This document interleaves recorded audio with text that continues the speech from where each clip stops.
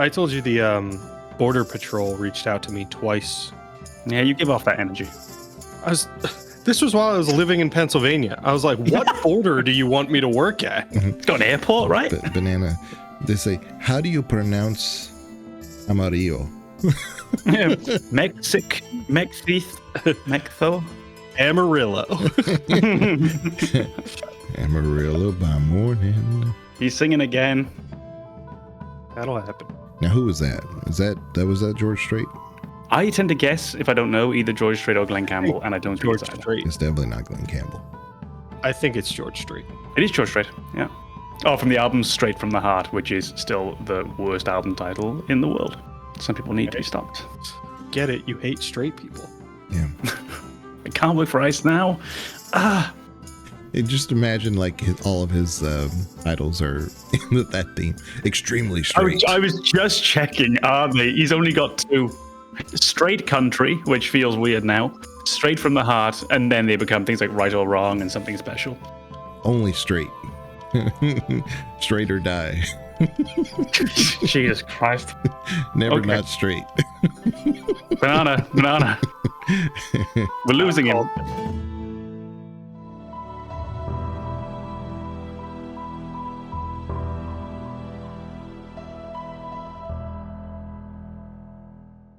Before we begin, the Gamer's Advocate would like to remind you that any episode could contain game spoilers, so watch or listen with discretion. And now your hosts, AM Comnenos, Banana, and Legion. Enjoy the show. Well, welcome to yet another episode of the Gamers Advocate podcast. We were joined with a very special guest today. It's Maffie. And of course, Banana Hammock Republic is with us as always, and I am Legion. We're going to be discussing a very new game that came out called Dispatch. But first, let's know a little bit more about our guest, Maffie. I'm not that much of a talker, but Yeah. Well, I have the opportunity to always talk to Banana, and Banana's super, super smart, and Com's super, super smart, and I'm over here like blah, blah, blah, blah, blah. same dude. Though people at work say I'm a very wise old soul, so I've been trying to get Maffie on here for forever. I've known Maffie a little while. She's a great personality. Every time when you were streaming for a while there, Maffie, it was just you were getting more and more popular, and then she kind of dropped off because some other commitments that she had. So she's one of those that definitely prioritizes her work and personal over just pure streaming, which I can respect. Tell us a little bit about yourself, Maffie, please. yeah, Legion. Thanks for the opportunity. I guess it's been a long time coming. Give us a little bit of background of like what you do, if you don't mind, maybe some of your educational background, because I know it's extensive. It's definitely we have a strong personality today for sure. If we go all the way back, and I do like to tell this story because it always seems to inspire people, I guess, that I come from an economics background in school, but I was always the type of person that was in class just drawing or writing or not paying attention in general to classes. Other than languages, I like languages and everything to do with art. So secretly, I was like honing my skills, and then I was born in Portugal, Lisbon. I wanted out. I wanted to. I played games ever since I was, 6, I think. The first console I got was my Game Boy Advanced, where I played Pokemon. I think it was Ruby and Sapphire at the time. Mm-hmm. And then went on to play Final Fantasy Tactics Advance, and it just went from there. And then my first game on computer was like Age of Mythology. yeah.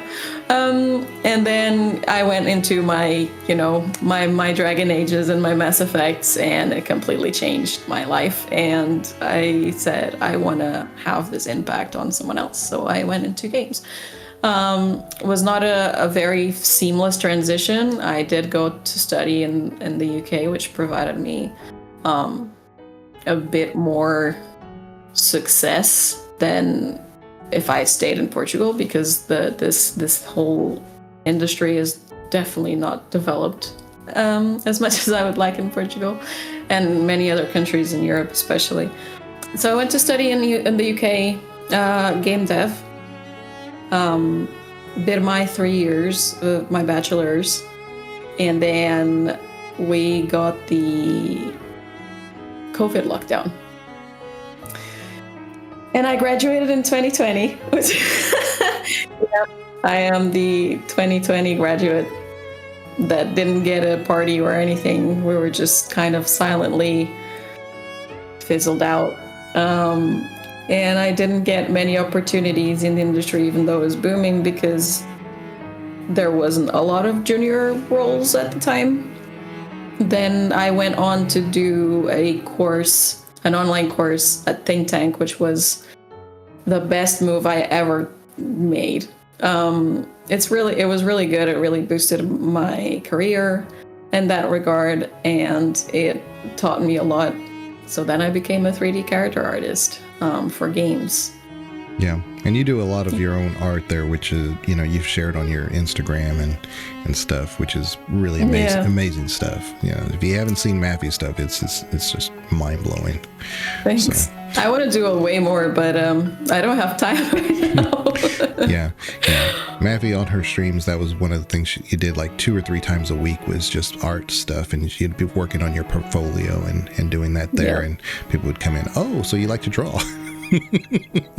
So when I started streaming was when I was doing the Think Tank course, and even before that, because before that I was still in application hell, where I couldn't just find a job for the life of me, even though I was working as I was lucky enough to have been hired by the university to work as a assistant lecturer, where I would just introduce people to programs that we use a lot in the industry, such as ZBrush and Maya and all that jazz.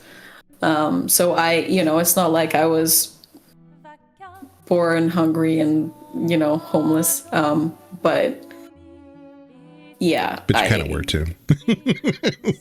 I kind of was trying to scrape by. So I also started streaming, which was a huge surprise because I thought I wasn't going to like it, and I ended up really loving it. And it's now a curse that I'm always playing a game, and I do play lots of games, but for like 3 hours, and then I'm like, yeah, this game is streaming content. Like, why am I not streaming this? So I actually stopped playing the game, which is annoying because I want to play the game.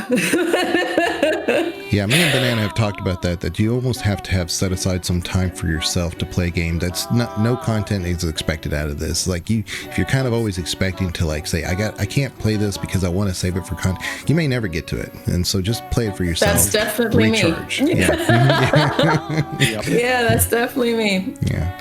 Yeah, recharge. I just can't because I had just so much. I had a really good experience playing by myself. I had an even better experience playing it whilst streaming, especially with everyone that I was lucky to get on stream.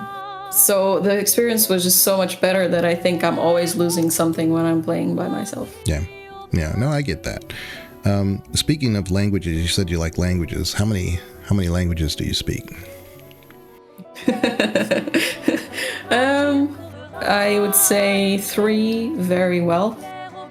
4 if you consider scraping by, which would be Portuguese, which is my native language. Then English, obviously, we're speaking it. German, because I went to a German school. And Spanish, because I am Portuguese.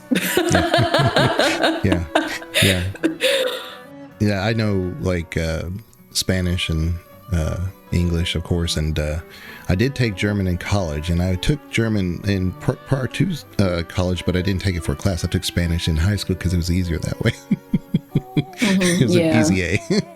but yeah, there's that, and also Texan. I speak Texan, so there's that. Not a language. Yeah. No, it's just that Spanish for us, back when I was a kid, and we had TV cartoons in the morning.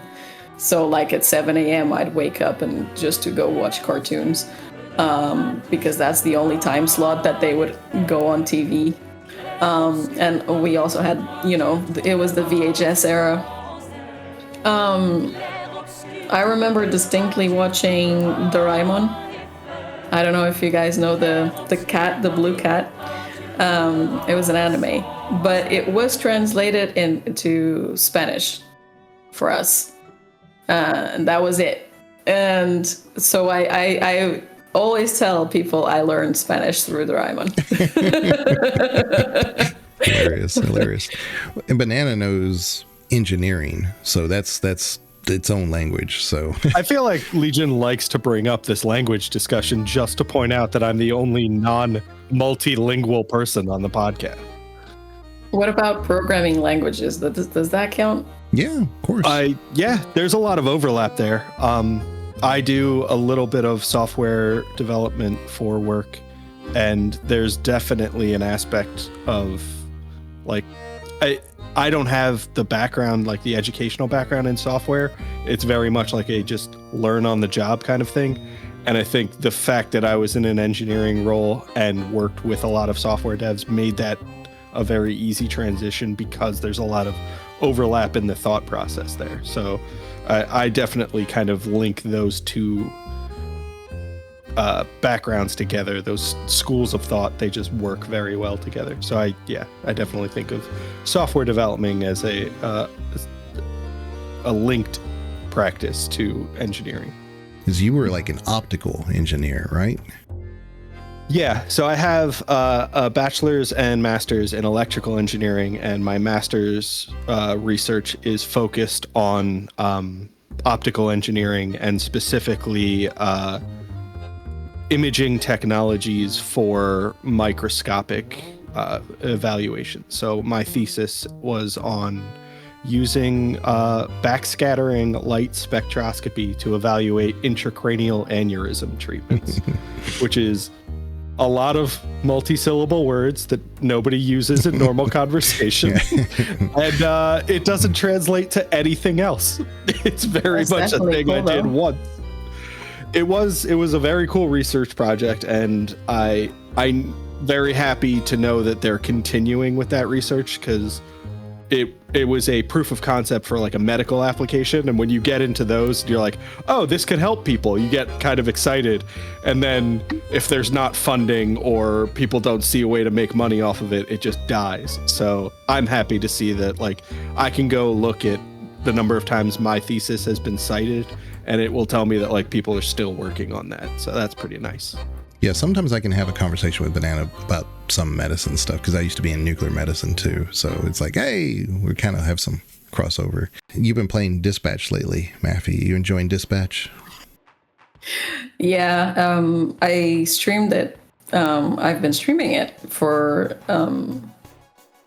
like a little comeback into this the Twitch channel. Man, it's so great. Music is on point, voice acting is on point, production is on point. They definitely knew what they were doing, and they did, because they were Telltale X-Devs. So artistically speaking, did you like the art style for it? Oh yeah, I mean, that's definitely what got me into it. I watched a little bit online, and I was like, oh my god, this looks so cute. And then I went on to play it, and it's just so much more than just the art. Mm-hmm. Yeah, it's definitely such an experience, and I'm really excited to see where Ad Hoc Studios goes, because they definitely showed that they know what they're doing, and I'm really excited. I'm really pro startups from X-Devs, because we all know how tough the industry is right now with all the layoffs, and it's just generally a hard phase of the industry. So I'm really pro people going off and doing their own thing. Of course, that's not easy. Stuff like Ad Hoc Studio was the studio that is being run by ex Mass Effect devs. the one they're making. Yeah, really excited for that. Blueprints was another one. Really excited for them too. And of course, we have to mention Expedition 33, right? That's really exciting for them. Really excited to see where it goes. Do you have a favorite character in Dispatch? Yes, I do have a favorite. I will say that I have. It's easier for me to point out one that I don't like rather than one that I do like very much. Okay, well, what's your least favorite and favorite? So yeah, I would say least favorite, perhaps Sonar, because he just gives me the Crypto Bro vibes, which is totally his vibe. And it's a little bit too close to home.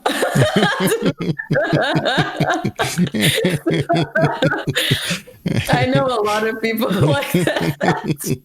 And I just don't want it in my games too, you know? The amount of people that I have been into contact that have no idea how game dev works or what like my field is all about, have asked me endlessly, like, why aren't you into NFTs? Why are you losing all this money when you could be making NFTs? I'm like, you don't even understand what NFTs are, man. So yeah, Sonar is definitely least favorite for me. I feel like they tried to make him goofy as well, which definitely also fits the vibe check. Yeah, and I've always said that like characters that you strongly dislike usually indicate that they were written well, because you have reasons for it. You know? If they're not written well, you can't comment on it. So it's a little too relatable.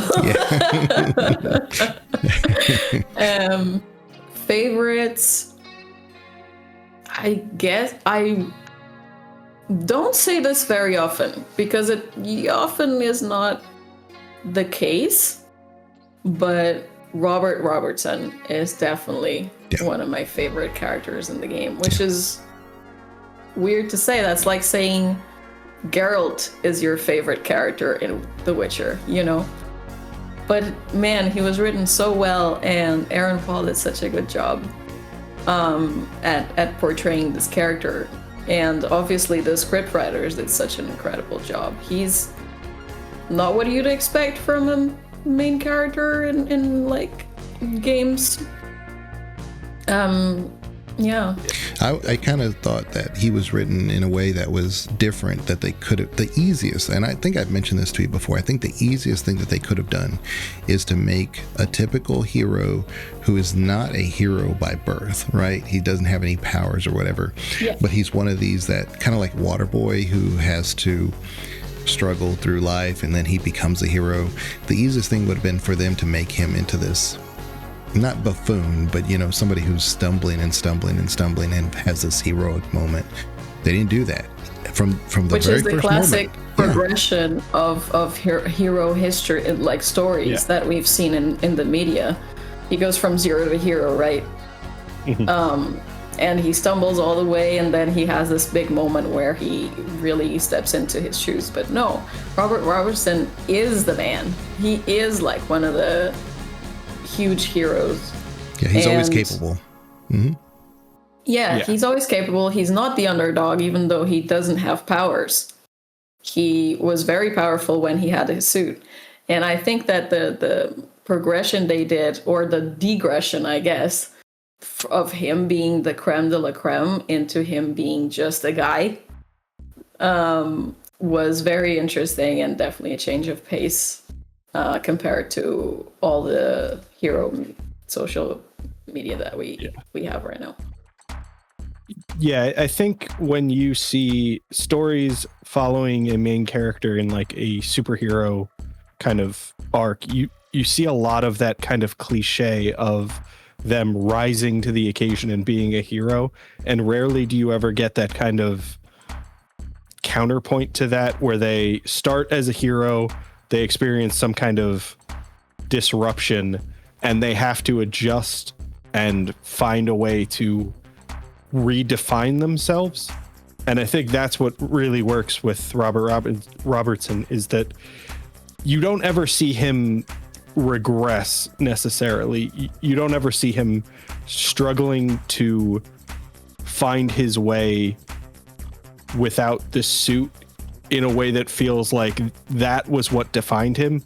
As you play through the game, it's clear that he wants his suit back, but he's not powerless without it. He's not helpless without it. He's still very capable, and he is obviously, he recognized it as an asset for what he wants to do, but he's not going to give up just because he doesn't have his suit. And that makes for a more interesting story than somebody who is either entirely defined by their superpowers in the way that he would have been if he just gave up after losing the suit, or that kind of cliched, like, oh, he has no powers, let's see him try to find his new role and rise into being a hero now that he's just nobody.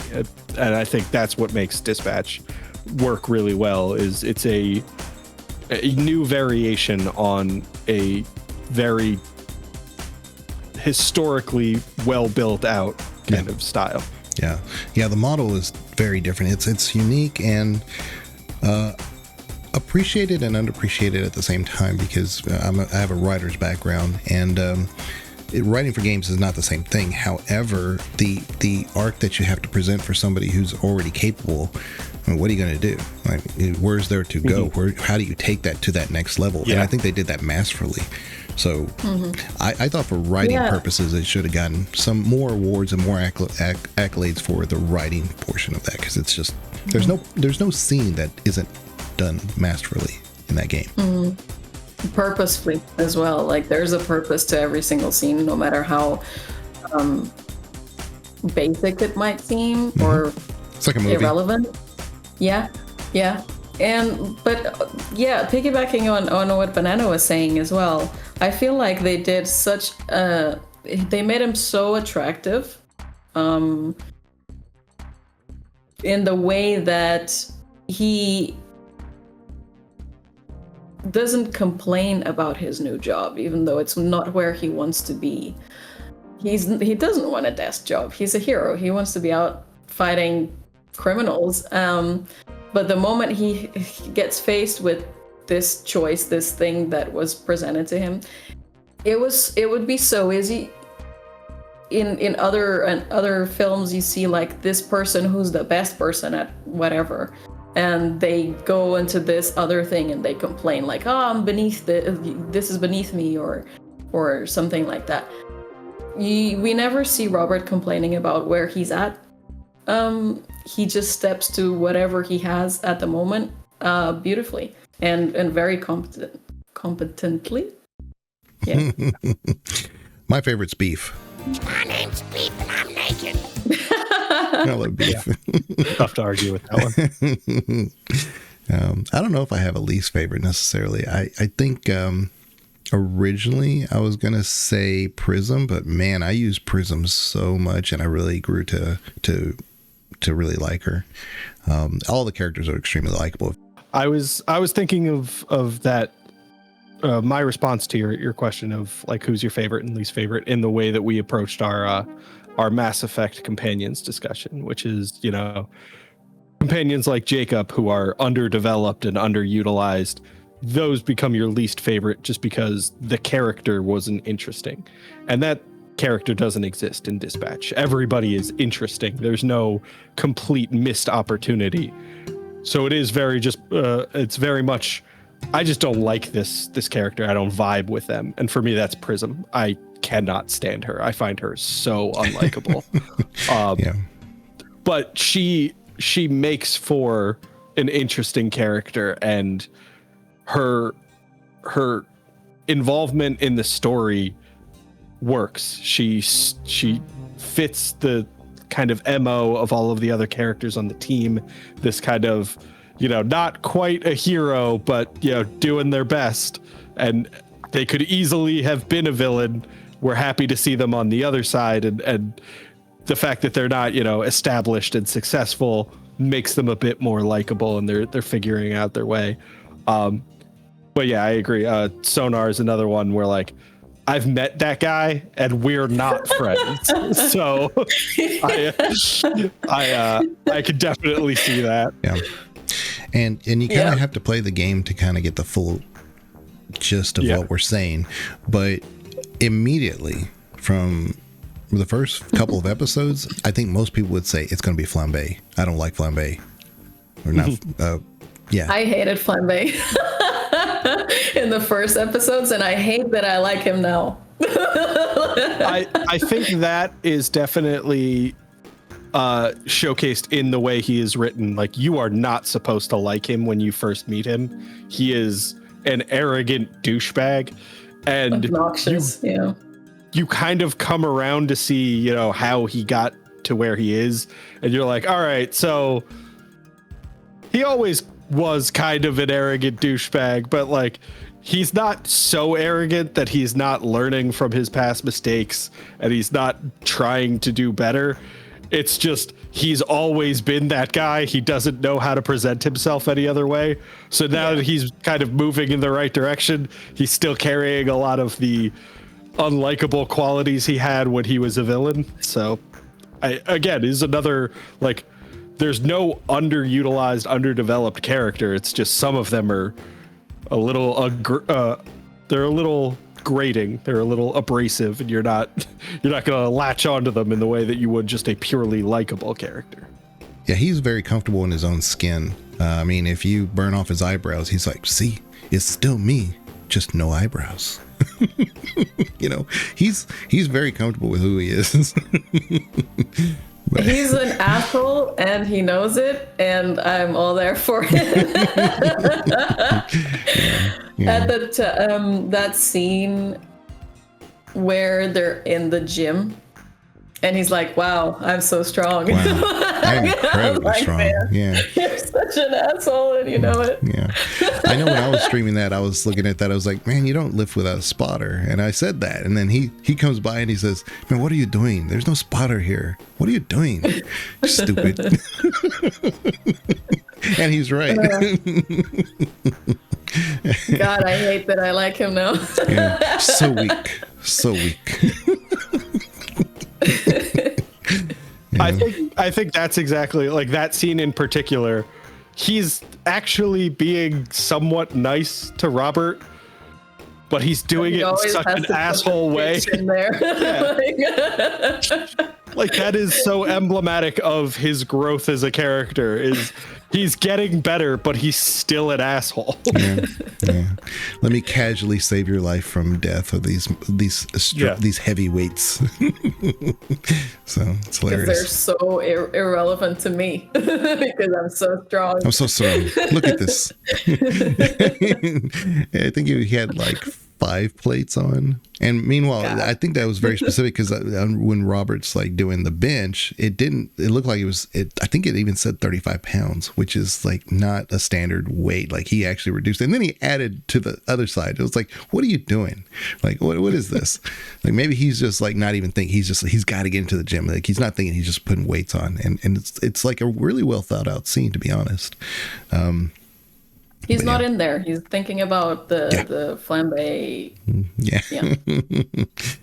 Blonde blazer. One thing you didn't like is that the reveal of her, Maffie, was that she's actually a little bit shorter. And I agree with you. I think it probably would have been better if she is a certain height as blonde blazer and actually a little bit taller as Mandy. And then it would be like the instead of like the normal where the woman is just a little bit shorter. Like what if she's a little bit taller than Robert, even as the brunette? That might give it a little bit. I love it. Different. I love the idea. Yeah, I loved it to start with because we are presented with Blazer at the very first episode, and she's presented in just this angelic, like with the backstreet backlight on the street. Just like angelic thing, and you're like, oh my god, she's so beautiful and she's so strong and she's so nice, And you kind of get into that. You do realize that she's taller than Robert and stronger than Robert, and I'm all there for it. I'm like, yeah, okay, let's do this. And then suddenly she turns into this very traditional version of a woman, which is just slightly smaller than Robert. Not strong. She's not as muscular as when she's got the gem on. I just felt like, man, change her appearance or something. Keep the height. That's kind of cool. Yeah, that was one of the best reveals I've seen in a game, period. That when we've done a best reveal, I think before in the past episode, some of our whatever, that's one of them. Like her becoming, like, you don't know what to expect. First time playing that, you don't know if she's going to be like this horrific alien. Is it like the Liara Asari? She becomes like who she truly is, and it's like, oh, no. I kind of hope so. Yeah, everybody I kind of hoped for a bit more than what we got. I thought it was perfect because it was all this like elaborate thing just to become a brunette with blue eyes. Normal. Okay, I'm here for that. Yeah, I do feel like there was a little lost potential there. And I mean, especially in the direction of her just becoming an average, traditional looking woman. I kind of feel like they had the opportunity to take this character they've established as almost like the ideal and have some fun with it and go in a new direction, and they just didn't. Yeah, I think you would have to develop it a little bit more if you were going to make her like extremely different. Like you would have to like give a basis of why Robert's still like, I mean, maybe he just, that's who he is, but I think you might have to develop that a little bit more. But just making her pretty much look the same, just with brown hair, he's okay with that. Yeah. Oh no, like, she's still beautiful. Exactly. I feel like that would, if they made, I see why they didn't, or maybe I don't, and I'm just thinking that I do. But it would make her less of an option for people to make her extremely different, and she's already in the less chosen option between Invisigal and Blonde Blazer anyways. Which what's up with that? Like, Blonde Blazer all the way. I'm sorry. Yeah. I think that's another reason that I'm not a huge fan of the reveal being what it is because I think, and this goes back and forth because you have to kind of appeal to your player base, and I get that. But I feel like this reveal of, oh, she's still a beautiful woman with like just all of the same kind of positive qualities doesn't really showcase what is important about the relationship between Blonde Blazer and Robert. And I think if they had kind of used that opportunity to showcase that Robert actually cared about who she was rather than, you know, her appearance, which doesn't change all that much. In fact, kind of moves into a more traditional version of what somebody like Robert might appreciate. It feels like you had an opportunity to do something. You could have really showcased Robert as a somebody who had a meaningful connection with this person that transcended the traditions of what we think that relationship should look like. And you didn't take that opportunity, which it's not bad the way it worked out. It's just I would have enjoyed seeing them try something new there. Yeah, fair, definitely fair.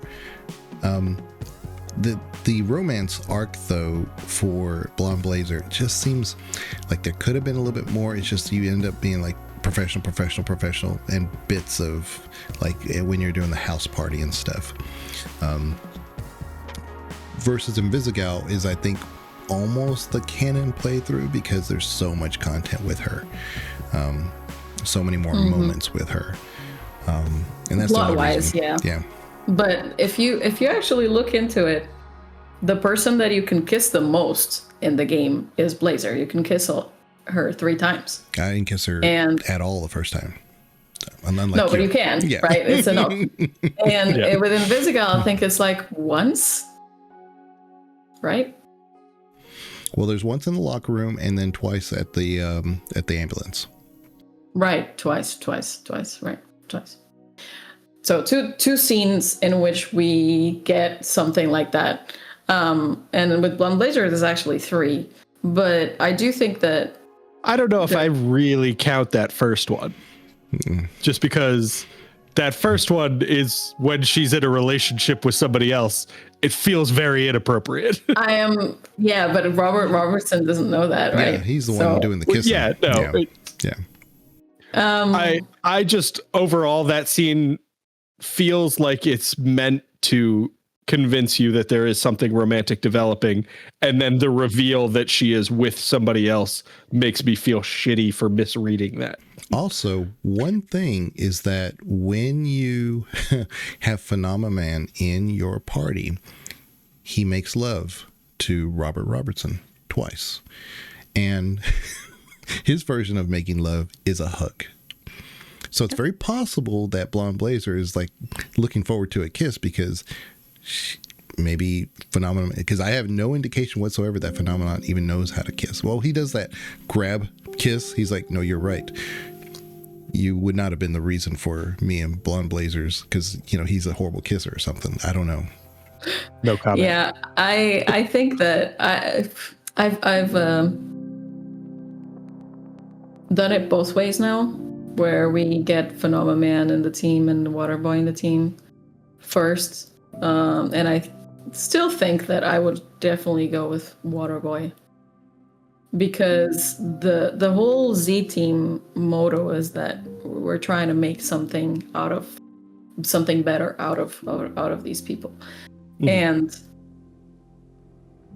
I think Phenomenon is in exactly the same development as Robert Robertson. He used to be something and now he's gone through this thing and he's not that anymore. And I think he just needs some space. He just needs to find something else to do. And so the way I see it is definitely I would get Waterboy in the team just makes more sense to me. I think with Phenomenon, his growth is a little too close to home for a lot of people for us to want to play a video game about it because he is an alien. Phenomenon, yeah. I mean, Phenomenon's growth is about kind of understanding his role in the world, not as a hero, but just as a normal person and how to interact with other people and how to learn to respect boundaries and learn how cultures work and learn how you interact with other people. We're all kind of doing that on a daily basis. We're all put in positions where we struggle with that at some point. I don't need to play a video game where I'm doing that thing that I'm worried about getting wrong in real life. So I want to lean into how do you become a superhero? Because I'm never going to experience that. And if I screw it up, it won't be that big a deal. But if I screw up that thing I have to do in real life in a video game, it's going to be like, oh, I'm not prepared to go to work tomorrow. Crap. This is not good. Conversely, Waterboy embodies the thing that we want, right? We want a chance, right? We want a chance to be able to do what we want and what we like. And seeing Robert Robertson giving him that chance makes us feel good inherently. Yeah. Makes us feel like we're doing the good thing that we would all want were we in his shoes as well. So, yeah. I think my strongest criticism of the game, though, is the little mini game that you're giving these adjectives and you're supposed to figure out how they play into the skill set of your heroes. I didn't always associate certain things. Like sometimes you would think it'd be like, make sure you get there quickly. And I'm thinking like, that's mobility. That's an easy call. I know that is. But then they would say something else, but do it, you might need to bring somebody strong or something. So I'm thinking like, that's vitality or maybe the strong one. But it was always like the opposite of what I was thinking. So I could never associate the adjective with the exact skill set. So I think that's not bad though, because realistically, if we were doing the job that Robertson is doing, we also have to read between the lines, and we are also going to misread a couple of times. So yeah, I don't think that's a bad thing, actually. I also think that touches on something that I've mentioned before, which is my frustration with the inherent imprecision of language. And it is exactly. It's a double-edged sword in that you can get these beautiful stories with poetic language and this wonderful metaphor and figurative use of language. And then when you're trying to communicate something very precise and deliberate, you still struggle to find the perfect words to help somebody understand what you're saying. So language is inherently kind of the problem and this wonderful solution to problems we didn't even know we had. It's a really kind of interesting investigation into that, in that now we're associating that imprecision with how do we save people? How do we, like, lives are in the balance now because I don't understand what they're trying to communicate to me. And I think that too different from an actual dispatcher from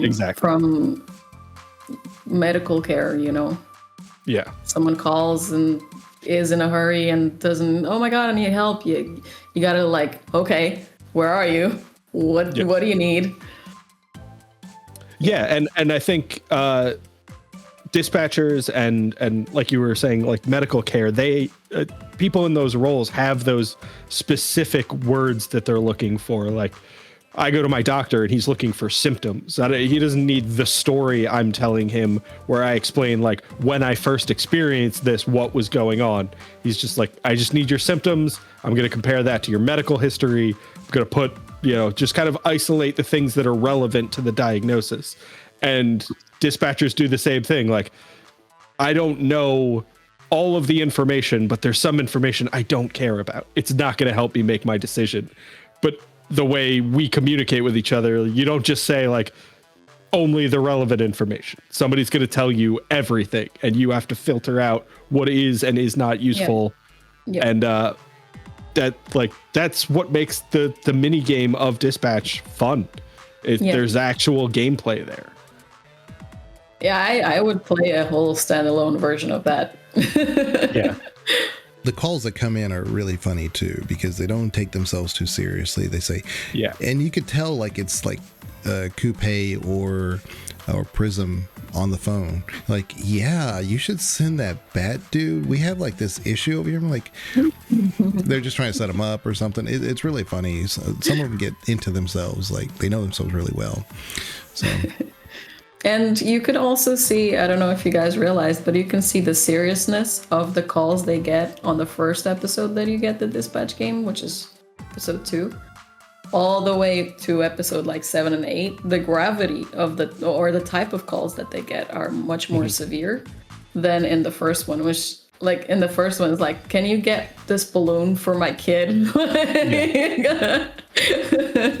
Yeah, I think that's very helpful with the way the game develops, because when you first get control of the Z team, you're like, oh, they're terrible at everything. Yeah. Let's not send them to actually save lives. Start with a balloon and we'll work our way up. Yeah. And we literally do, right? Yeah, exactly.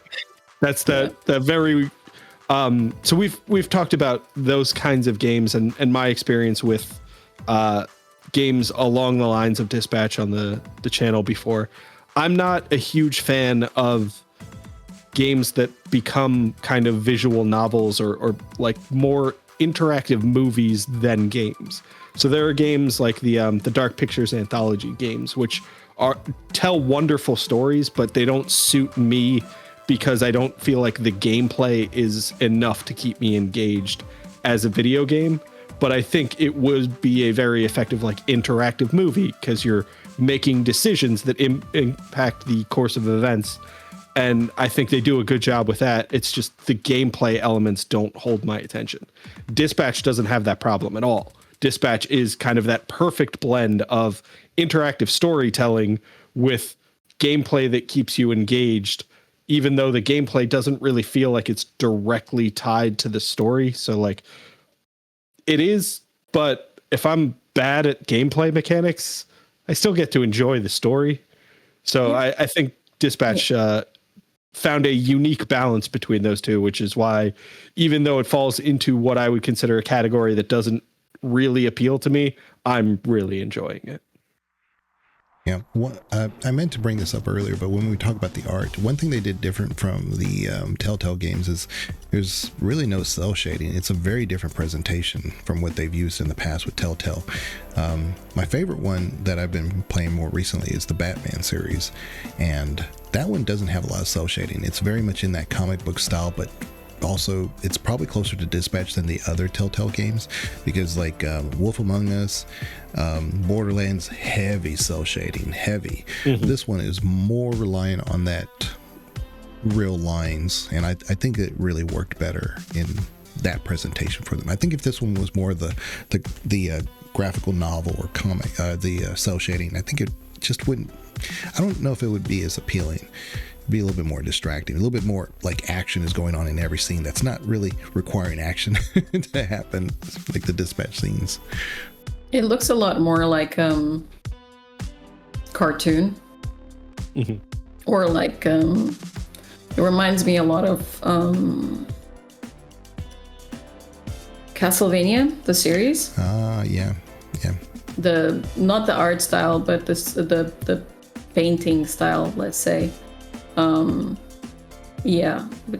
Which is clear, and also there's another one, something dragon. I know what you're talking about. It's Dragon Prince, maybe? The Dragon Prince, yes. Yeah. That one is very, very similar to Dispatch, actually. Yeah. And I really like the art style, for sure. Yeah, I definitely... I agree. And that's another one where I think when that was initially released, the art style of the Dragon Prince really appealed to me. And now that you kind of make that comparison between that and Dispatch, I see it, and probably why Dispatch's art appeals to me as well. It just really looks great. Yeah. Looks clean. Is likable. I would be remiss if I didn't actually talk about Invisigal a little bit more, because I know Banana really likes Invisigal, and I get it. You know, I love her character design. I love the choice of, let's give her short hair, nose ring. Let's make her, different enough from what we have with Blonde Blazer. But I totally get it. I mean, I every stream I've seen of people playing Dispatch, it's like, this is the hardest decision I've ever made in most games, is do I go to the movie theater with Invisigal or do I meet Blonde Blazer? Which one do I do? That was really hard. They sit in a coma there forever thinking, what do I do? What do I do? Yeah. But I feel like it's really annoying sometimes. The devs made it. I kind of feel like the devs want us to choose Invisigal, because especially in that scene, if you choose Blonde Blazer, you still get to see Invisigal's reaction at the cinema, which nobody needs that. It could just be a shot of Robert with his headset, and she says, "Yeah, have a whatever, good time," whatever she says.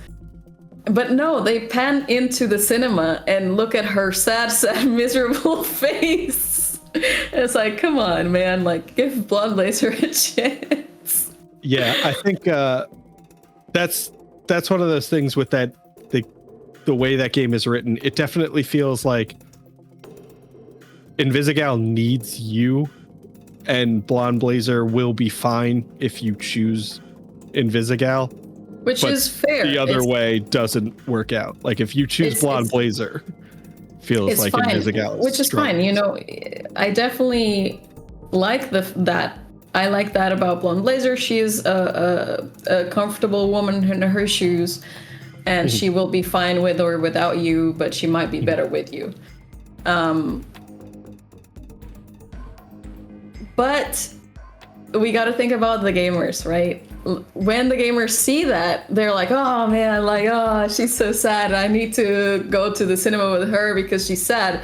So it's actually out of pity that they make a lot of the choices. Yeah, I think that's kind of my issue with it. It doesn't feel like a choice in that moment. It feels like, well, I play video games and I choose to be a hero because I like helping people. One of these people needs help, and the other one is just looking for a partner. Yeah. Let's go help this other person. And it feels like it's not a decision about who you want to romance. It's like, do you want to help this person or not? Yeah. And you don't know at the time when you're making that choice, but if you played the whole game, then you understand that what Invisigal really needs is not a partner. She just really needs someone to believe in her. Yeah. Regardless of what role that person is in her life. I think as you play through the story, choosing to romance Invisigal, you realize like the first thing she needs is your forgiveness, which is that's a tough one when you come to the realization of everything that happened between her and Robert. But I think it's one of those things where like you understand she was making decisions without really knowing you at the time, and that makes it a little easier to kind of make that decision to forgive her. But it's still a very difficult kind of awkward position to be in. And then after that, she really just needs, like you were saying, somebody to believe in her, not necessarily a romantic partner. Yeah. Just somebody who sees her for who she is and what she's trying to be. Actually, I think that mixing romance with it would actually be more toxic. Yeah. Because you would add dependency to a relationship. Dependency of approval to a romantic relationship, which is very, very dangerous. And yeah, I definitely feel like Invisigal is not the way to go with the romance. I'm much more comfortable with Blonde Blazer in that regard. I think this is why Legion recognized that I was going to like Invisigal, because she's Jack. Yeah. She's Yeah, look, see, I always thought, even though I always played with a male shepherd, right? I always thought, man, this girl doesn't need his genitals. She needs a friend. And we did our Mass Effect companion tier list, and we talked about Jack, and we got into the discussion of like this very damaged person who needs support. She doesn't need a romantic relationship. She needs somebody to actually be genuinely there for her. And then Legion's like, can you give me a letter to put her on the tier list? And we were like, all right, hold on a second. We're talking about like this fragile, broken person, and now you want me to grade them on being a person. Like, that's our job. What's the syndrome called of people who fall in love with their saviors? Which happens often with police force and stuff. Well, that's like the Stockholm syndrome, or is that it? Stockholm syndrome? Stockholm syndrome is falling in love with like a captor or abuser. No, there's another type of thing that people develop for their saviors, also for their doctors. If they were saved I'm not by sure a if doctor. that's named, but I do know there's because of like the hormone release in high intensity situations, you get almost this like neurological dependency for experiencing joy that you associate with the person who helped you through a very difficult time.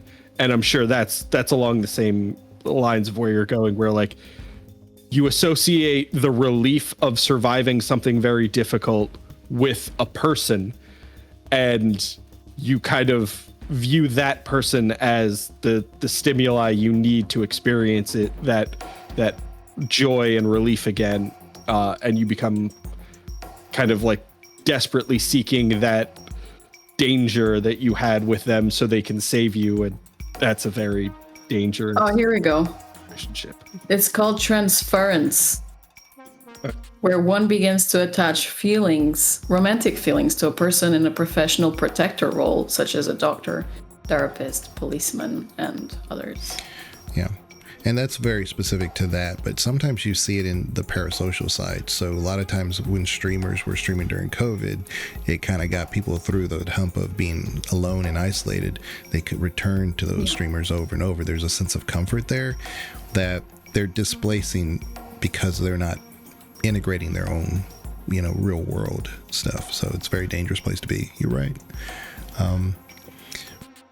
Yeah, so I definitely think there's a lot of that going on with Invisigal, which I Yeah. do not agree with. Like, let's not mix both things. And I was definitely thinking about that one scene with the Invisigal. I think from a writer's point of view, when you see her in the movie theater again, the reason why you get that scene, and they should have done the same thing with Blazer. You're not wrong with that. Yeah, they should have panned out to Blazer, and she's like on her phone, like, oh man, or even Or like she look looks at over at the food. dinner table. Exactly. yeah, he's like, exactly. "Oh, well." Like, yeah. And then maybe Waterboy comes by and she says, "Hey, you want?" And because we know Have he's some there. dinner? Yeah, not that there would be anything there, but she's like, "Do you want that?" She's like, "Yeah, sure." Because remember, he didn't get a chance to eat, like because he had the honeydew and the fruit plate things. Yeah. So anyway, I was thinking like with that particular scene, the thing is that from a writer's point of view, when you have Invisigal having to look at her phone again, the only endings that are somewhat variable, the different endings, the bad ending and stuff, all involve Invisigal. So you kind of almost have to build that type of scene. And I get it. They should have just done that with Blazer anyway. But I think there's a reason why. I think they just kind of wrote themselves in that direction. Even, I don't know if you guys saw the deluxe version where they show the thumbnails for each scene. And the thumbnails include Blazers. They don't include the romance with Invisigal. So maybe they did it on purpose, or I don't know. But I think they always thought Blonde Blazer was going to be a romance. Maybe Invisigal as well. But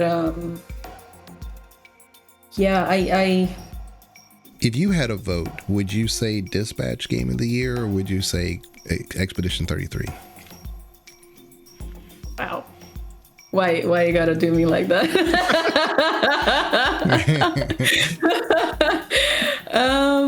Wow. It's a I hard. played both. My point is that it's a hard call, and that's how good those games are.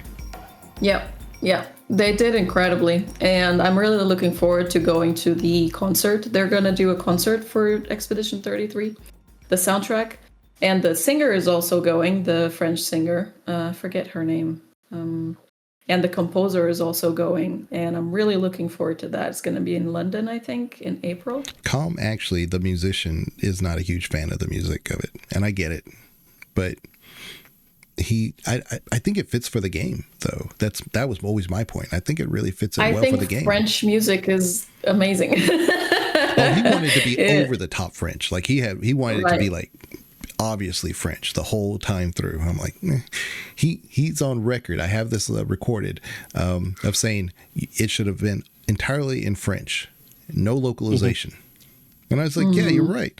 I said, because we would have subtitles. He said, no subtitles. 100%. I do think there might have been a little bit of hyperbole in there. It's not in English, is it? Well, the main one isn't. Yeah. No, it's not. It's in French. Yeah, but he was saying the entire game, like yeah. voice actors. I do think he might have been leading into that a little bit and performing, but if he was here right now, I can almost guarantee he'd say that. He's like, no, you. I think he wanted to Expedition 33 to be a bigger showcase of French culture, but also wanted people to have to earn it, that's a very strange position in my point of view. But for you guys, this point of view might be interesting, is that I grew up reading subtitles. for me, it's normal because English wasn't my first language.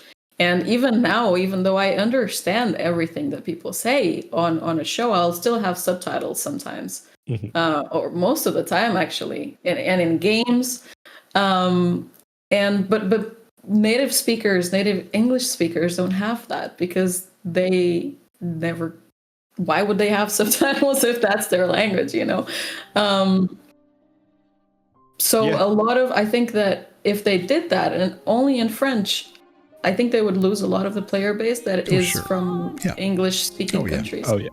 So, obviously, and I do think that's why. That's why I believe Com is just being hyperbolic. But I do agree that even for the native, I know like English-speaking people that played the game in French with subtitles, but that would be a very small minority. I feel. Yeah. I think there are some people who think given the amount of French influence in the characters, it feels almost more appropriate to hear them in French. So I think that's one of those things where like you probably won't see that on anybody's first playthrough because they don't have enough understanding of what's going on to make that decision. But people who have played through the game or have played through far enough to recognize like, oh, that seems more appropriate. Let's try that. That will definitely become an option. And I'm very glad that that's in the game. But as far as like the native English speakers approach to that, particularly people like me who don't have another language that they're familiar with, they are only English speakers. I think it's one of those things where even among us, there are people who have the preference to have subtitles on all the time. And I think we're seeing a lot more of that with the kind of investigation into auditory processing conditions and people who have that kind of delay between hearing something and processing it. In a game like Claire, where there's a lot of information that's being communicated very quickly in conversation and in cutscenes, having the subtitles on helps people who have those conditions keep up, because it kind of engages both aspects of your brain, where you're listening to it, you're reading along, and it comes together a lot more quickly. But again, it's probably not the majority, and they are definitely just making a let's appeal to the masses kind of call. But I'm one of those people who has subtitles on all the time, no matter what, even if it's in a language I already understand.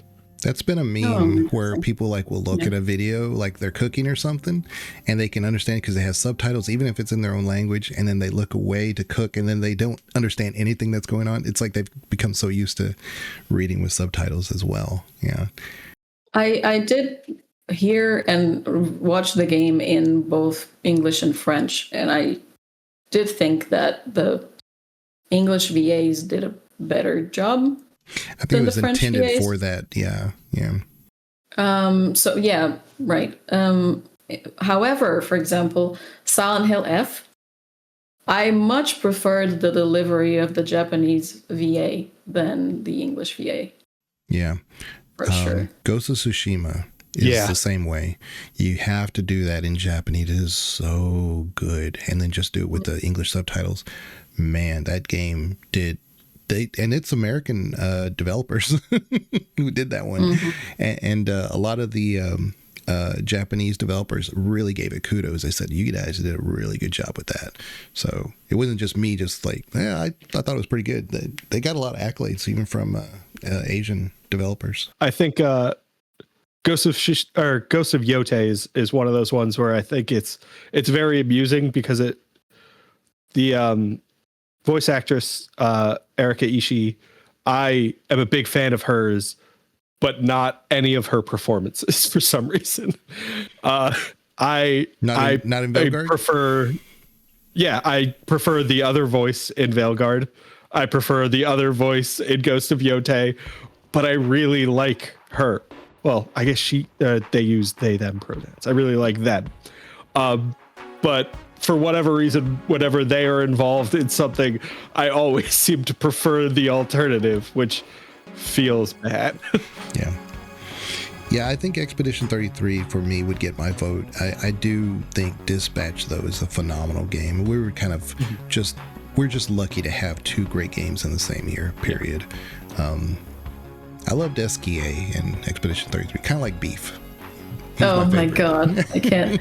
I think SKA is on the same level as Prism for me. Oh, really? Because I cannot count the times I repeated their lines just like in public. Like, let's go for a swim. Or time for and then you got the other side.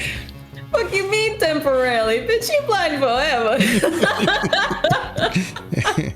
It's just so iconic, and I can't count the times I've said those lines out loud in real life. She took Coupe's knife, and Coupe's like, you could ask next time. She said, what you say, you butter knife bitch? Yeah. Yeah. It's just, she's just got such iconic lines. Which is one of the reasons why she's one of my favorites as well. I also really like Thought Squad. So, and I discovered that with the game, so I'm really glad I had that experience, because I love the songs. I can't stop listening to the songs. Yeah, I think I told you that when you were streaming. You're like, who is that? And I said, oh, that's Thought Squad. But you have to be careful, because Twitch sometimes will, the word... Auto-mod? It'll auto-mod the word thought on it, so whatever. But we will wrap it up there. I appreciate everybody being here. Maffie, it is a pleasure talking to you today. Hopefully we can keep you on for maybe one more recording. Who knows, future recordings? But we will wrap it up there. If you like the video, like it, subscribe. Subscriptions are always free on YouTube. Thank you for your all support, and go play Dispatch. Thank you. Thanks, everyone. Bye-bye.